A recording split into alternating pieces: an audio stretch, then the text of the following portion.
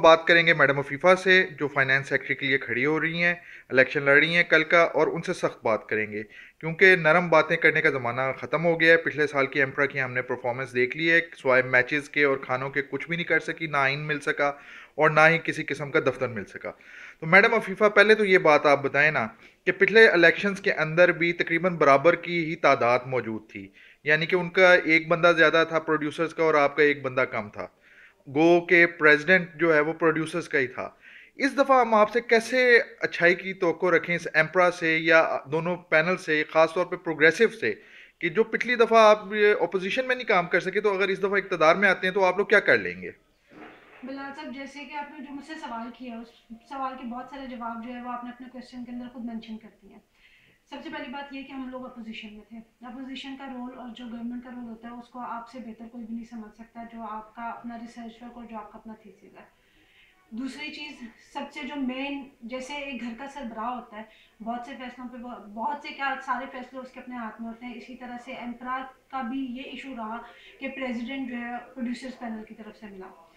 ठीक है, सीटें हमारी और उनकी सीटों में सिर्फ एक सीट का फ़र्क था, लेकिन जो इलेक्टेड बॉडी थी, जो एग्जीक्यूटिव बॉडी थी, उसमें मेजॉरिटी जो है वो उनकी अपनी थी। और वोट की अहमियत वही होती है, एक वोट की भी और बाकी वोट की भी, क्योंकि इनका आइन नहीं था, कोई कॉन्स्टिट्यूशन नहीं था, पावर्स डिफाइन नहीं थी। तो बेसिकली इसमें इशू आता था कि जब भी कोई डिसीजन लिया जाता था तो वोटिंग पे बात होती थी, और उनके पास क्योंकि एक वोट ज़्यादा था और वो हमेशा अपने फैसले मनवाने में जो है वो अक्सरियत रखते थे, तो इस वजह से जो भी फैसले मनवाए जाते थे वो उनके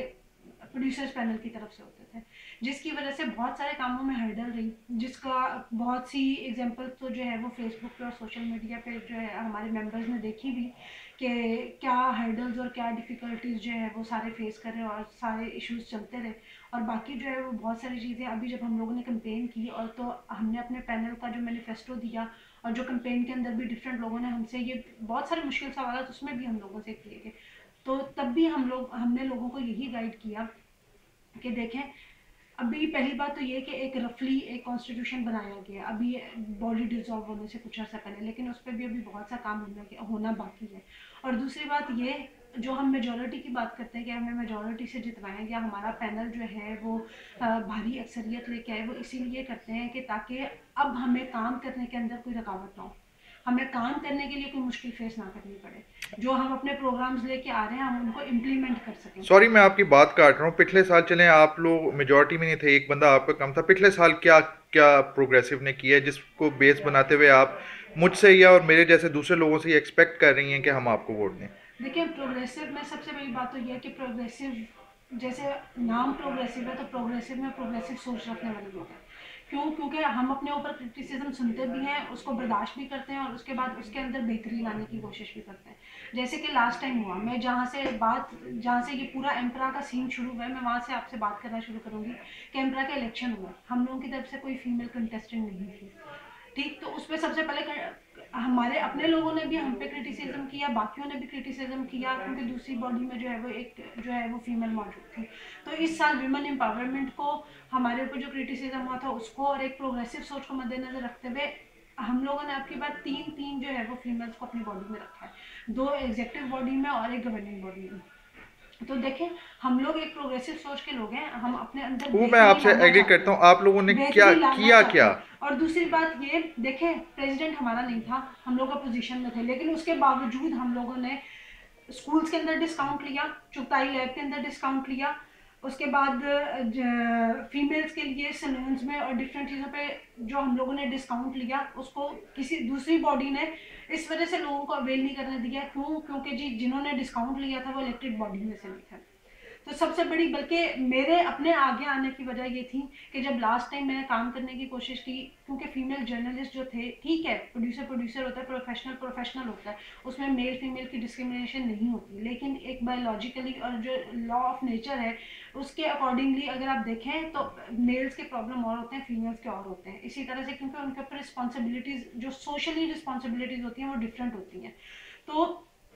आप ये देखें कि जब एक फीमेल आपकी बॉडी में नहीं होगी तो उसकी फीमेल की आवाज़ कोई भी नहीं बन सकता, जबकि हमारे अपने एम्परा के अंदर तकरीबन 100 जो है, ऑलमोस्ट 100 फीमेल मेंबर्स हैं, तो उनकी आवाज़ आगे पहुंचाने के लिए सबसे पहले जो है मैंने यही स्टेप लिया था कि नहीं, जब तक हमारी कोई फीमेल नहीं होगी हमारी आवाज़ आगे नहीं पहुंच सकती, फीमेल की बेटरमेंट के लिए कुछ नहीं हो सकता। तो लास्ट टाइम जब मैंने उनके लिए काम करने की कोशिश की तो इस वजह से नहीं कर सकी क्योंकि मैं इलेक्टेड बॉडी में नहीं थी। हालांकि हम लोगों ने इसका एक पूरा एम्परा का वुमेन विंग बनाने की कोशिश की थी ताकि बाकी सब चीज़ों के साथ साथ उनकी जो है वो बेहतरी के लिए भी काम कर सकें। जैसे आपने मैचेस की बात की या खाना खिलाने की बात की, मैचेस में भी यही हुआ। देखें क्योंकि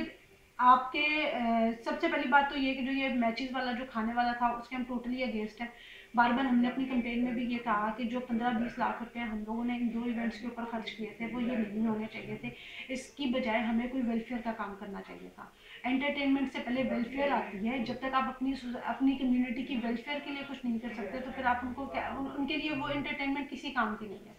जब तक कि आप उनके जो है वो राइट्स की बात नहीं करेंगे, आप उनकी वेलफेयर की बात नहीं करेंगे। तो इसलिए हम लोगों का तो मंशूर ही ये है कि हमने जो है वो सबसे पहले प्रोड्यूसर कम्युनिटी की वेलफेयर और उनकी जो है वो बेहतरी की बात करनी है, उनको स्ट्रेंथन करना है, उनको यूनिटी देनी है। हमने अपनी प्रोड्यूसर कम्युनिटी की वो रिस्पेक्ट बहाल करवानी है जिसके कि वो जो है वो हकदार है। क्योंकि ये सबसे पढ़ी लिखी कम्युनिटी होती है। ये कोई टेक्नीशियन, मतलब मैं किसी को डिग्रेड या डीमोरलाइज करने की बात नहीं कर रही, लेकिन यहाँ पे जितने भी लोग आते हैं प्रोड्यूसर कम्युनिटी के अंदर वो कम अज़ कम जो है वो मास्टर्स तो जरूर होता है। तो जो एक पढ़ा लिखा इंसान जो अपनी ज़िंदगी के 16 साल जो है वो तालीम के साथ लगा के और उसके बाद एक प्रोफेशनल फील्ड में आ रहा है जिसका काम ही सोचो विचार का और पढ़ने लिखने का है, तो वो जब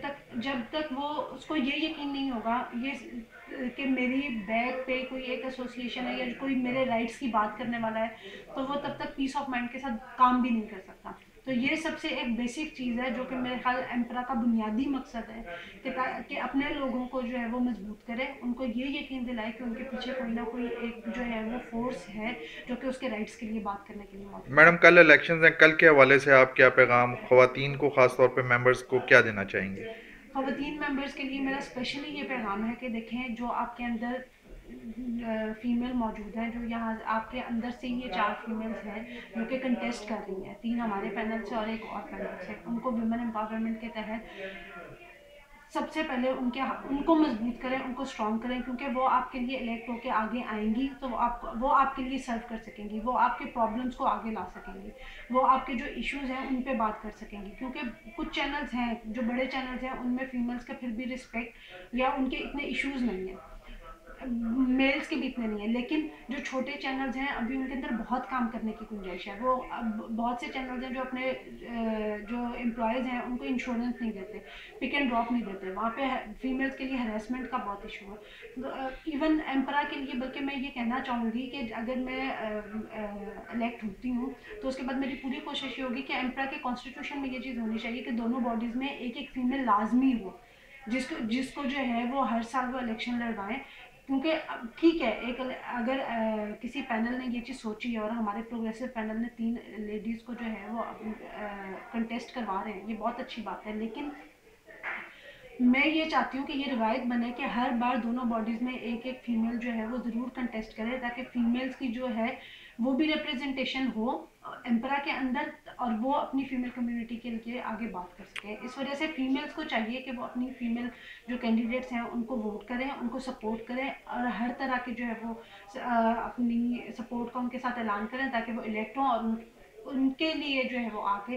कुछ कर सकें एम्परा के प्लेटफॉर्म से। बहुत शुक्रिया madam, wish you all the best. इंशाल्लाह उम्मीद तो ये है कि इंशाल्लाह कल आप भारी मैंडेट से जीतेंगी। थैंक बहुत यू जी, शुक्रिया, thank thank you you. So much.